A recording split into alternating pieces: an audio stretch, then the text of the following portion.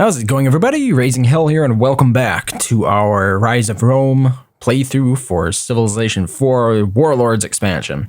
It's always a mouth to say, and I don't necessarily nail it every single time. There's a small correction that I would like to make from last episode. So I mentioned last episode that if I had enemy units that pillaged this road here, that I would lose access to my iron.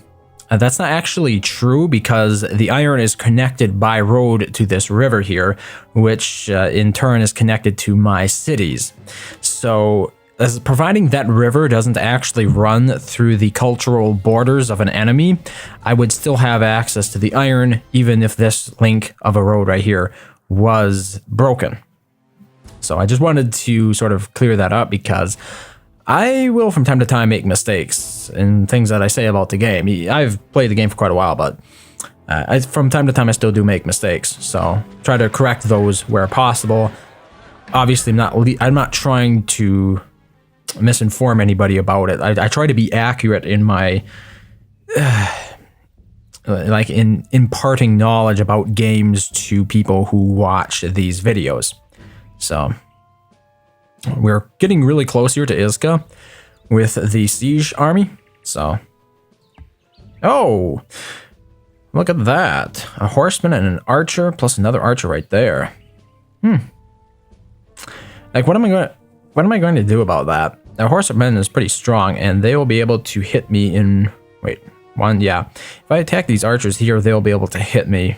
I think I'm just going to keep what I'm doing here. I like being on that hill. That's 25% defensive bonus plus a 10% fortify bonus. I've mentioned fortification bonuses before, and for those who aren't aware how they work exactly, the idea behind a fortification bonus is that your unit will gain an additional plus 5% defense on that tile, defending on that tile, for each turn up to a maximum of 5 turns. So you have a maximum of 25% defensive bonus simply by being fortified on that tile. And the thing to keep in mind, of course, is that this only applies to when you're defending. If you're attacking with that unit from that tile, that bonus is not applied. So I promoted this Praetorian here for combat against melee units, an additional 25% bonus versus melee units, and you got pretty good odds there, like 90% odds. Killed one of them. There's still another Gallic warrior there, but our other Praetorian here stationed on the iron has similar odds, so I'm gonna give it a go. Took a lot of damage there, but we won. So at the end of the day, that's really what matters. I'm not sure. I think I'm just gonna drag. I'm gonna move these units along, moving them towards Iska as well. There's only like 2 Praetorians and a trebuchet there, but I think it is ultimately worthwhile to get them joined up to my main force. Now, I have completed both silver mines here. As you can see, silver mines. Silver, gold, and gems are some of the most lucrative base resources. So in other words, if you have the option to settle near either of those or any of those 3, it's always going to be pretty much a universally good decision to do so, because it can really boost your economy, especially in the early game. Like, how many deity games do you see played that had the player not start with one of those resources in their starting city? Like, every deity game I've seen, the player who played it started with their capital city next to one of those their luxury resources that provide an insane boost to commerce. And, you know, that's extrapolated throughout the game. You start out with a lot of commerce at the very beginning of the game. You know, what is that? The implication for that is much greater as you progress in the game. Like, 1 additional commerce on turn 1 is much more impactful than 1 additional commerce on turn 100. So we've completed a courthouse here in Neapolis. I'm at that point where, like, my army is not dwindling. So I'm building a forge there. I really am. Oh, we should build fishing boats. I bet some people who watch this have been irked by the fact that I have not repaired those fishing boats there. Like, I've just left them pillaged. So that's what we're working on. Okay. We have a swordsman over here. We have an enemy archer there. A chariot. I did defeat let me see here. My Praetorian 2 killed a barbarian horseman. So that barbarian horseman that I was worried about did get killed. And our Praetorian is looking pretty good here. That chariot is relatively weak, and it's not going to have the 100% bonus against my Praetorian because my Praetorian is the replacement of a swordsman and not an axeman. So I'm just going to kill those archers there, the barbarian archers. Oh, heroic epic. Building a hamlet here because we're working that tile anyway. I see Pericles. I get his name wrong all the time. Pericles. His name is Pericles, at least according to the pronunciation of his name by the Firaxis staff from Civilization 6. I remember that being an issue. We actually have 10 out of 10 experience for this Praetorian, so I'm going to promote that for Combat 2, I think. And we're going to station him there. Just keep him there for now. Our next Great Prophet is ready. Not Great Prophet, Missionary. Roman Missionary is done, and our first worker over here has also been finished. So building a mine on top of one of these forested hills for the additional production. All good. Continuing our pillaging campaign throughout Celtic lands there. Now, one important thing to note whenever you're sieging a city is that you want to ideally be, well, you ideally don't want a river in between the tile you're sieging from and the city itself. Now, I can do this because I'm doing kitty corner here. I'm going diagonally. I can siege the city without incurring any penalty from crossing a river. I mean, if you look at the numbers here, I'm not taking any penalty for crossing a river. But if I was over on this tile, if I went one to the west, I would definitely incur that 25% penalty to, well, with any units that actually attack the city if they did not have the amphibious promotion. So we got trebuchets here. 20 defense, like 20% defense for this city. Can we just reduce this with catapults? Because I think we have a good chance of it. 11? No. We're not going to be reducing it with catapults. I do not understand the bombard rates apparently in this scenario. I really don't.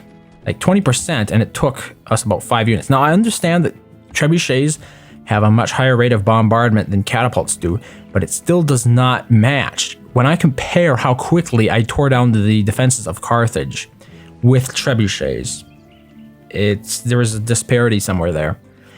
And I honestly don't know what it is. It could be something specific to the mod, or it's just something I'm not aware of in the game. Like I never said I was an expert at Civilization 4. I've played it a good deal, but the higher level strategies I think are a little bit beyond me. Like anybody who has played the game for a significant amount of time probably disagrees with a fair bit of my like ethic here in terms of my decisions on how I build my economy. It's not the most efficient. Courthouse, because 417, yeah.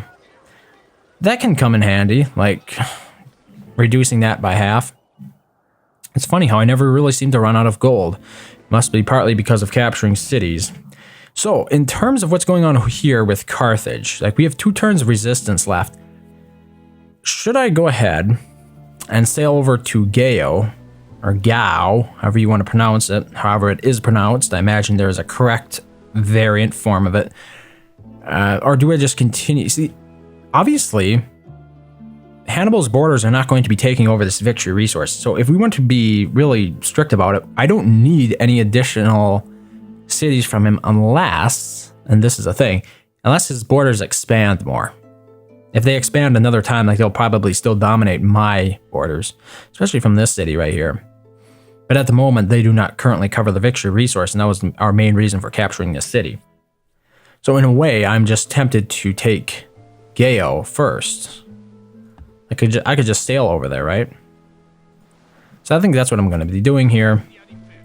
So far, I have not been challenged, so to speak, by anything Carthage has to throw against me. I haven't seen hide nor hair of them here.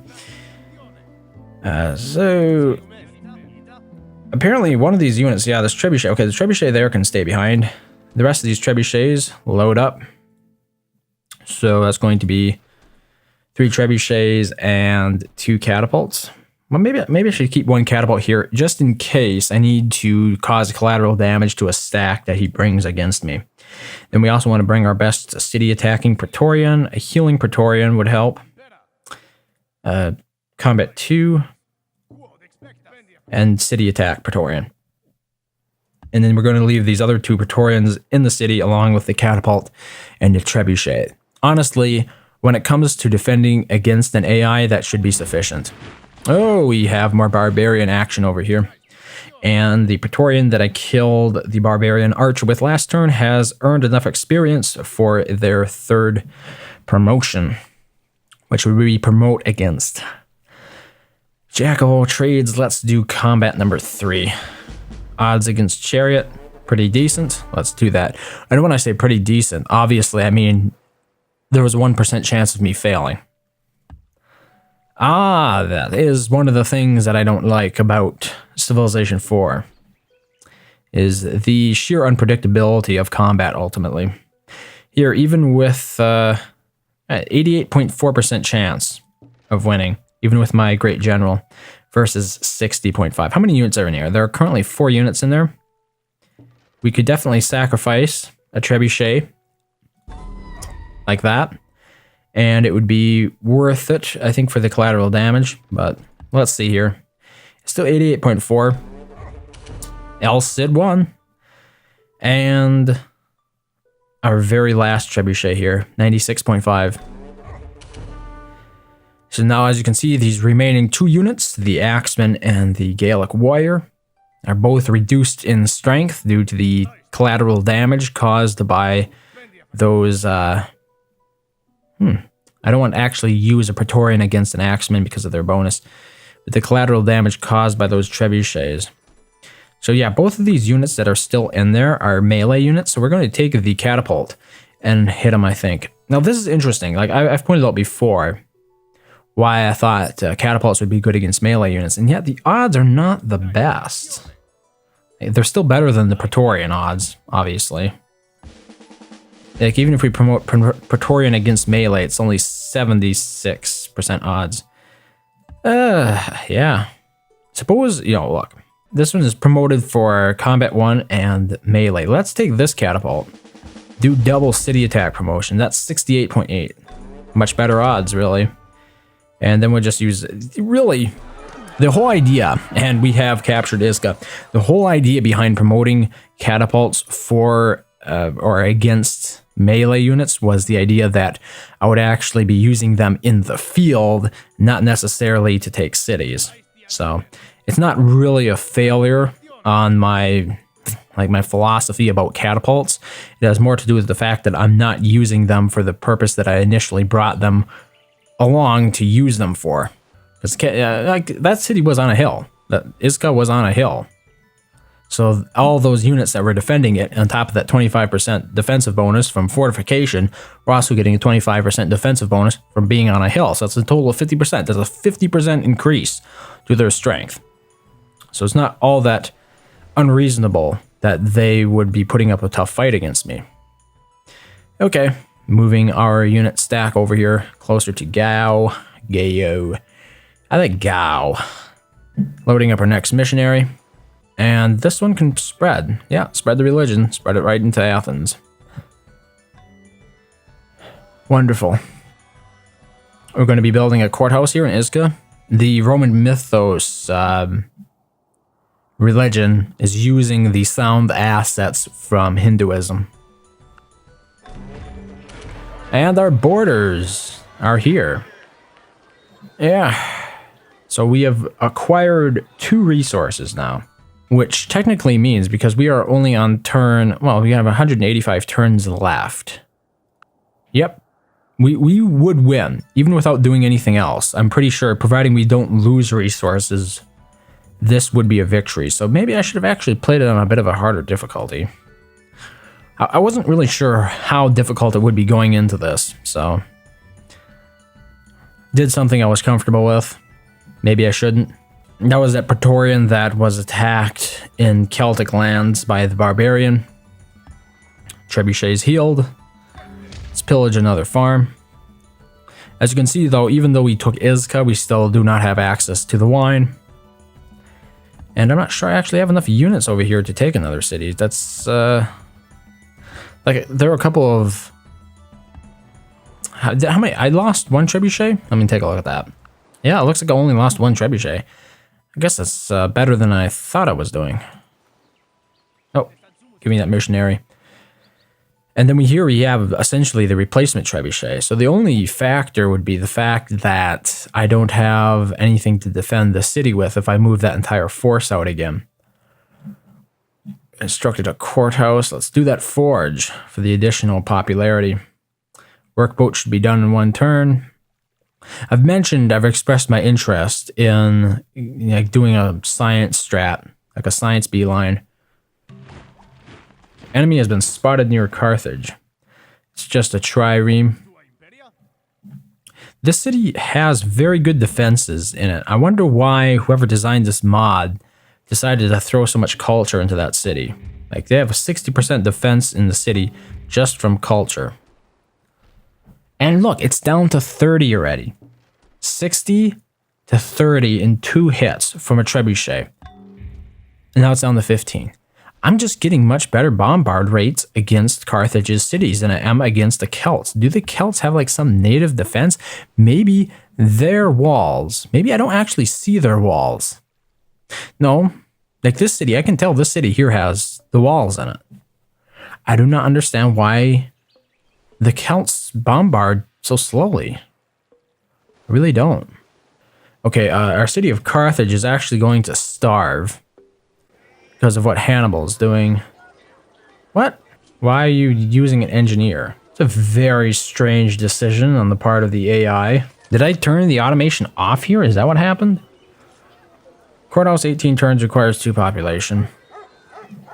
That reminds me. This city here. Wait. Am I looking at the wrong city? Only 3 population there. I thought I would be able to hurry the courthouse.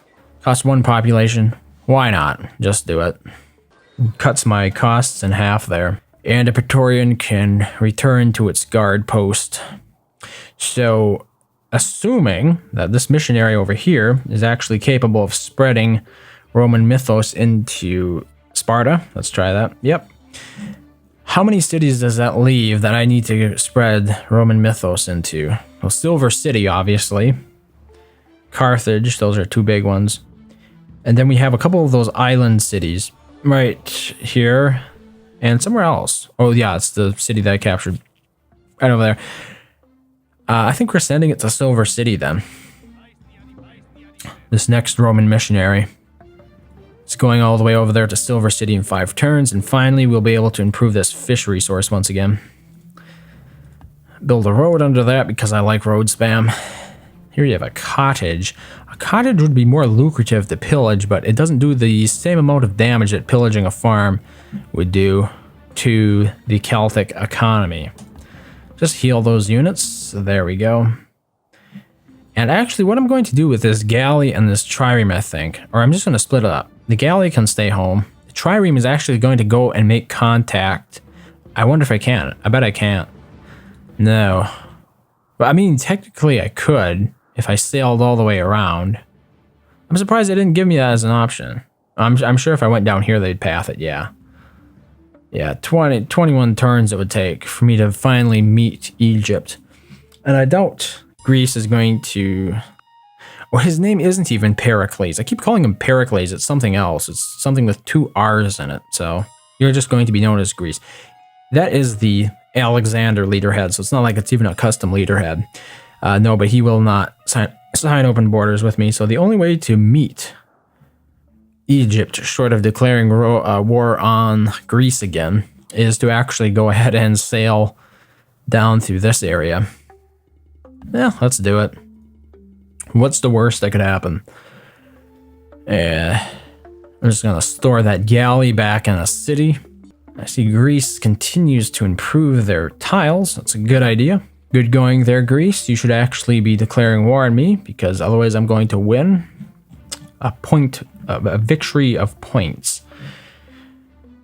We need another Roman missionary, so let's continue that. Yeah, 7 population now. And we're maxed out in terms of health and happiness, so we actually don't want any more growth in this city, so I'm going to turn avoid growth on. that will ensure that we don't actually go over that current cap, because if we go over it, it's going to be unhealthy and unhappy at the same time. While defending your Praetorian was destroyed by a Celtic spearman. Really? Where was that? Oh, it was right over here. Oh, okay. It was my pillaging Praetorian. Yeah. Well, that was a singular unit, so it's not all that surprising, come to think of it. So here we have some challenge coming in the form of Celtic chariots. Our odds are very good against them, so I'm going to be positioning that Praetorian there on top of the village. So if they want to attack it, they're going to have to attack across the river. So that's going to help me there. And we can spare an additional Praetorian. Actually, I think we'll just pull our horns in here a little bit and retreat this worker. Like if they pillage that cottage, it's really no big deal because I can just rebuild it again. It's not like it had the same invested amount of time like the village did, which is one of the main reasons I want to defend the village, make sure it doesn't get pillaged. This city, my most productive city, is not growing very quickly. Suppose we turn the focus on gold off. No, it still isn't. Right, so in terms of growth, what's the best we can do here? Nothing really. That's about as fast as it's going to grow. Let's look at improving other cities. Like this city definitely could use some tile improvement. It's working 3 tiles that aren't actual improvements, they're just forests. So I think that's going to be the next focus of our workforce. One more turn, and then our stack will be ready to move back out. Let's see here. We're down to 15% defenses. Let's see if the catapult can make a dent in that. Down to 6%. Interestingly enough, the unit most suited to counter my units for Carthage is their trebuchet. As I pointed out before, trebuchets have an innate bonus while stationed in a city, but they do not benefit from fortification bonuses, nor do they benefit from any promotions directly related to defending a city, unlike my trebuchet, which has city attack promotions. Okay, 78. It's 20% chance of losing. And we're down to an archer. So who needs experience? 6 out of 5. Oh, 6 out of 10 now. 8 out of 10. Let's go ahead and use this trebuchet. I doubt it was enough. It only got it up to 9. So there. Taken 2 cities so far this session. I guess we're just going to move the rest of these units in if they can move. There's really no threat on this island. Greece might have to go. Like I'm saying, he'll probably dominate. His borders will just completely dominate the city, and I'll have to put up with revolutions turn after turn if I don't do something about it, or if I don't keep a ton of units stationed in it, you know, and I'm not willing to do that. We do have access to the Stonehenge now, which guarantees me a free monument in every city, so let's go ahead and see if they lived up to that. Yep. Rome has a monument. Yep, I got all my free monuments ready. So that was one useful consequence of actually attacking and capturing that city. Aside from just getting his borders out of my way. Like now, oh, this city actually doesn't have a unit defending it. Wow. I completely overlooked that. Let's go ahead and rush an archer there one turn using our slavery civic. Odds against Hannibal here are not so hot. He has the same amount of promotions that my trireme has. So we'd have to sacrifice a couple to win against him. Which I'm going to do. 1.1 out of 4, 4 out of 5, 4 out of 5. 8 out of 10. Let's try to get this trireme up to another promotion. 9 out of 10. And you may or may not have noticed, but we're actually in the green now in terms of gold production. You become a century once again. So all those courthouses that I've been building have sort of paid off. And given the fact that we're not producing nearly as many, wow, 47% Roman culture in the city already. I was going to say, though, given the fact that we're not losing nearly as many military units and not producing nearly as many, maybe I should just go ahead and switch civics over to something that favors building lots of buildings.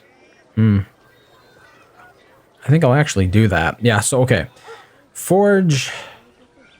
I think what we want to build in the city is an archer, just in case we have to pull all the Praetorians out to fight. Like I might be invaded by the Celtic Empire a bit more. You've constructed a courthouse here. We're doing forge. Build courthouse here. Okay, so now I mentioned changing civics. At the moment, we have theocracy. If we do organized religion, it's going to cost us 3 more gold, but cities with Roman mythos will build buildings 25% faster. If we want to go for another civic change, it's going to cost us an additional turn of anarchy. Like we could go for the caste system, but see, I wanted to do caste system in conjunction with representation, which I think would take, it'd still only take 2 turns. Well, that's an interesting idea. Like we'd lose the 50% military unit production, but we're really not producing military units. I think let's do something brash here. Go for caste system, and let's see if we can get a whole bunch of this research done. Like, I am making a good deal of gold per turn. I have a whole bunch of gold stashed from all those cities that I've been conquering.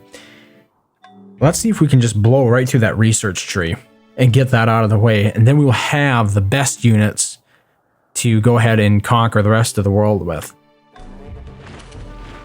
Oh, we're being challenged. My Praetorian has killed a Celtic chariot, but the other Celtic chariot actually pillaged that cottage that I just built, as I sort of predicted. 90% odds, roughly. Let's do it. 1 against that.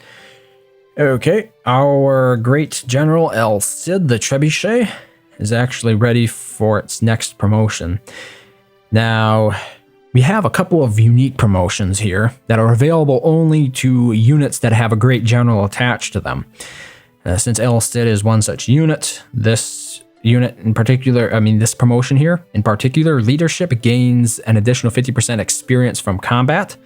Then we also have the ability to promote for tactics, which increases withdrawal chance by 30%.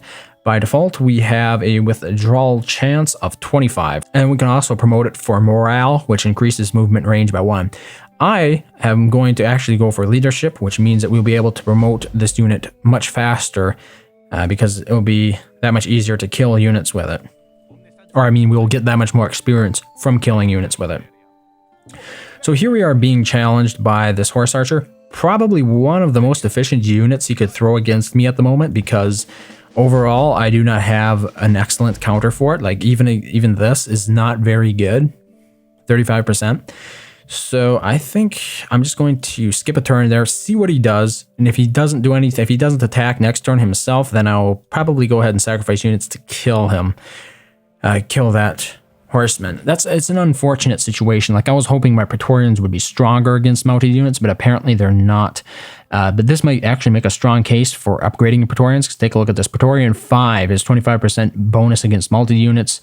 So at its best, the Praetorian is 9 strength and 25 versus multi units, which would really come in handy. Like that's 2 additional strength from the units that I have at the moment. So overall, I think it's going to actually turn out good that I went ahead and I'm going to be working on this this research strategy here. These units actually need to go back over to Gao.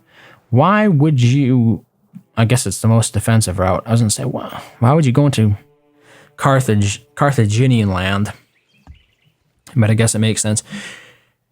I think I want to remain positioned there on the iron. Build a cottage there. Galley goes to sleep. And let's get this worker back over there building that cottage again to replace the one that was pillaged from me unjustly. We'll have no problem defending Izka, so I'm not worried about that. No, he decided not to actually follow up on that.